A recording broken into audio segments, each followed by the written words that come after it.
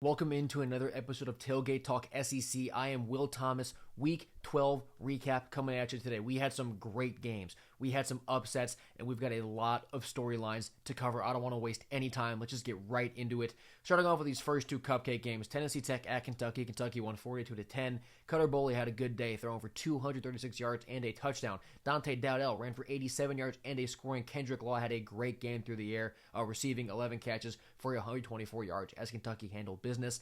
And then New Mexico State at Tennessee, 42-9 for the Vols. Aguilar threw for 204 and a touchdown. Had two more picks. I mean, come on. I've been critical of this guy throwing picks in big games. Two more against New Mexico State. Whatever. Don't care. They won the game by over 30. They had a great rushing attack. Did Tennessee 194 yards on the ground and 4 touchdowns on the ground as a team.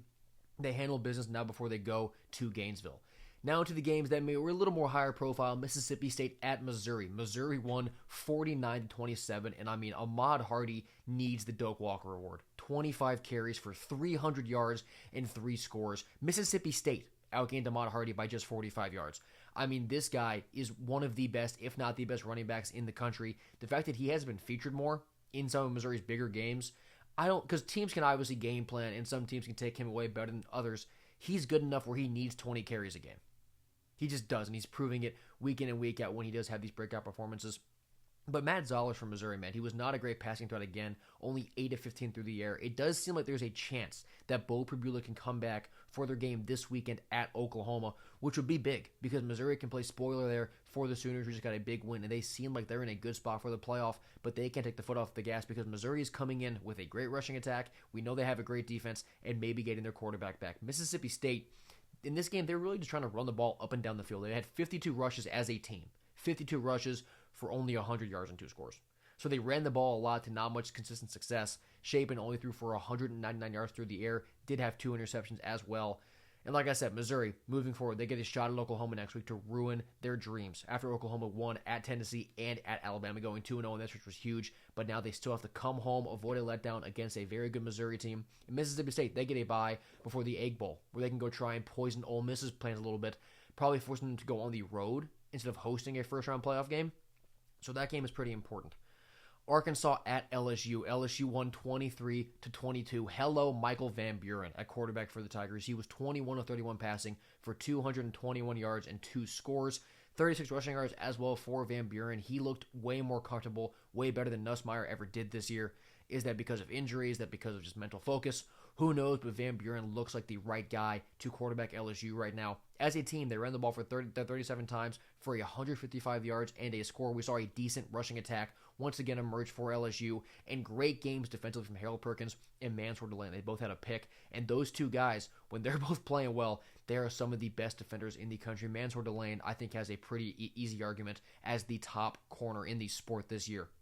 In Arkansas's passing game, it was really shut down. I said Perkins and DeLane both had interceptions, but Taylor Green, only 11 of 19 passing for 165 yards, had those 2 interceptions. He ran for 7 and a score. Mike Washington Jr. had 13 carries for 85 yards and a touchdown. Frank Wilson, man, the interim for LSU, he had that team playing with some juice, and he is clearly loved in the locker room. We got a fun post-game video from LSU in the locker room like we haven't seen in a while. Brian Kelly was just a curse. And this team in Baton Rouge, they're having fun again. And can they play spoiler to Oklahoma to finish the year? Oklahoma, they get to come home for 2 teams who aren't playoff threats. These are not easy games the Sooners have to play. They could get their dreams spoiled by both of these teams. And if LSU has some juice under Frank Wilson, they could go in there just like, this is our last game of the year. We'll get a meaningless bowl game, but let's go give Oklahoma our best shot. That game is dangerous. And Arkansas is 2-8. They're just running out the clock. Bobby Petrino, their interim, he wants that full-time job. He hasn't proven that he can do it. He hasn't won a game. Petrino has not won a game yet as Arkansas's head coach. So this team is fun to watch, but only scoring 22 with their defense is just not going to be enough. It was only 1 point away in this game, but Arkansas is just broken at this point. I think that there's some quit in that team being 2-8. We'll see where they go from here. Florida at Ole Miss. This is a game I was at. Ole Miss won 34-24. This was a total gut check for Ole Miss, and they responded, allowing just 0 points. They shut Florida out in the second half. After the Gators found some serious downfield passing game in the first half. They looked good on offense through those first 30 minutes, but Ole Miss's defense came out and shut it down. Kejuan Lacey, Absolute stud, man. 31 carries for 224 yards and 3 touchdowns. They had a very diverse passing attack, did Ole Miss. 5 guys had multiple catches for over 30 yards. And DJ Lagway, he made some good throws downfield, but inconsistency is still an issue. He missed a lot of short out routes, a lot of easy passes you would expect really anybody to be able to hit consistently.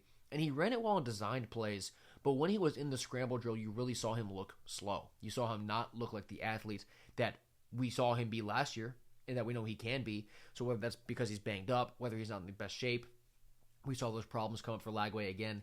And the Gators are just a step behind another week. I mean, they've been close in a lot of these games against teams who have way better records and way better rankings than them. They're just not there as a team yet to get it done.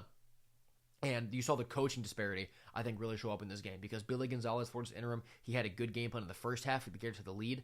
But then Kiffin and his staff, they were able to adjust and shut out the Gators in the second half. That's just the coaching gap that you saw in that game really take place. And the Kiffin storyline made this game even more fun to watch. Because that crowd at Ole Miss, it was their biggest crowd of all time. Shocker. And their fans clearly wanted it. And now Ole Miss is in. They won their 10th game. They can lose the Egg Bowl and still get in. But it is a big game for the Rebels because a win in that spot means you probably host a playoff game.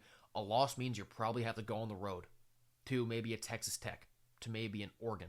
So it's a massive, very consequential game for the Rebels in what could be Lane Kiffin's last game coaching Ole Miss. We'll see how that all plays out. And Florida, they just need to get past these last 2 games. They're not going to a bowl game now. They host Tennessee and FSU in spots to get some wins over rivals. So I think they'll still play hard in those games. But you've got 120 minutes left in the season. You just kind of want to get through what's been an absolute nightmare this year for the Gators. South Carolina went to Texas A&M and had one of the most embarrassing losses of all time. 31-30 A&M. How do you look your team in the eyes if you're Shane Beamer? He went to the locker room, hyping up the crowd. In that interview, gave a smug, we're not surprised we beat these guys by 24 last year. And then the second half drive chart for South Carolina. Turnover on downs, punt, punt, punt, turnover on downs. That was it. And the game ended. Aggie's second half drive chart. Touchdown, touchdown, touchdown, touchdown, fumble, end of game. So A&M, they did get exposed a little bit. And I think I'm going to take back my best team in the country statement from last week. Because in a vacuum, if you had told me that A&M won this game close, I wouldn't have been overly concerned because of the talent that Carolina has with Sellers, Dylan Stewart, Nick Harbor, and you can't be up 100% every single week. So if you had just told me that A&M won this game close and that's all I knew about it, I wouldn't be overly concerned. The fact that they were down by 27 shows me that they have the ability to implode. And doing that at home against a team that only has 3 wins, you can come back from that. If you do it at Texas, or you do it in a playoff game, your season's over. Right? You're not going to make those comebacks against great teams. So could this be a wake-up call, right? Could this just be you kind of got burned a little bit, you're able to come back and win, but you've learned your lesson? Maybe. But the fact that they have the ability to implode as a team is scary to me. But I'm still impressed with how they came back. Casey Concepcion had 7 catches for 158 yards. Ashton Bethel-Roman is really coming on. 4 catches for 139 yards and a touchdown. There wasn't much of a run game for A&M in this one, which is a little bit concerning, but their passing game did make up for it. Lawrence Sellers, he had a great first half. And Nick Harbor, he looks like the mismatch that we all know that he can be, but it was only for 30 minutes. And they just didn't come out of the locker room. And the thing with the police officer and Harbor will be addressed later on in the show. But A&M, they're in now. Right, they're in. They're 10-0. They get Sanford, before they go to Texas. South Carolina, they need to do some serious soul searching because losing this game close, like I said before, in a vacuum is fine. The way that they did it is just embarrassing. I mean, to be that confident, to be up by 27. That was, it was since 2004, teams in the SEC down by 27 were 0-286. And then all of a sudden now you have to be that one. This is brutal. It tells the story of Carolina's season, right, where they can play fine, but they just can't get it done. So if you're Beamer in Carolina, you have to do a lot of reflecting. Because this win right here, it could have been like sort of proof of concept, like we can do this with what we have. This year wasn't great, but we can do this, take a step forward. Now you got to do a lot of reflecting. Because this is a brutal loss for Carolina, but A&M officially in the playoff. Texas at Georgia. Georgia 35-10 win. Absolute dominant ground game performance from Georgia's defense. They held Texas to 23 carries for just 17 yards. Now, Texas hasn't been running the ball that well all year, but that is just an incredible stat line. And I didn't think that Georgia coming into this game would run the ball to much success, which was kind of true. They ran the ball 35 times for 128 yards, only 3.7 yards per carry, so it wasn't great, but it was good enough. Gunnar Stockton, though, was awesome. I said he'd have to carry more of the load than he's used to carrying this year, and he did great. 24 of 29 for 229 and 4 touchdowns. Didn't have a pick, but he also ran one in. And Arch Manning, he made some good throws. He was 27 of 43 passing for 251 and a touchdown, also had an interception. That onside kick by Georgia was just evil. That is psycho mode stuff from Kirby Smart. That makes him really the best coach in the game because Texas scored to make it a 4-point game with 5 minutes left in the third quarter. Then their offense didn't see the field until they were down by 18 with 8 minutes left in the game. That onside kick was such a kick to the groin. I mean, it's champion level play call and execution by Georgia. It's what makes Kirby so good. So Texas now looking forward, they have 3 losses. They need to beat A&M and get a lot of help if they want to make the playoff. And for Georgia, you're set up to make it easily, right? Because you have a cupcake game and then Georgia Tech.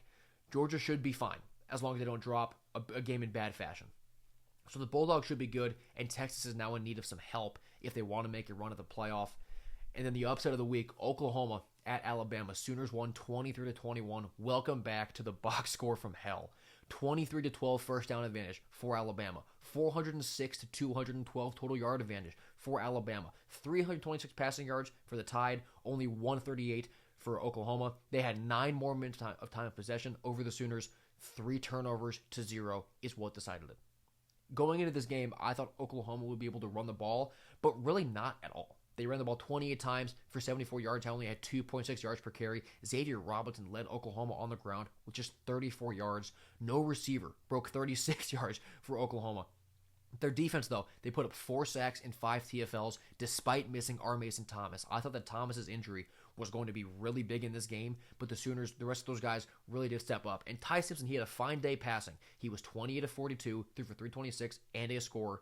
That one pick was an 80-yard pick six. And he also had a fumble. 2.4 yards per carry as a team for Alabama, which is just not good enough. Daniel Hill also had a fumble. Oklahoma was really able to rely on their defense to get this done. And we saw sort of the one-dimensional aspect of Bama's offense come back to bite them against a good defensive unit in Oklahoma. So Oklahoma, they now control their own fate.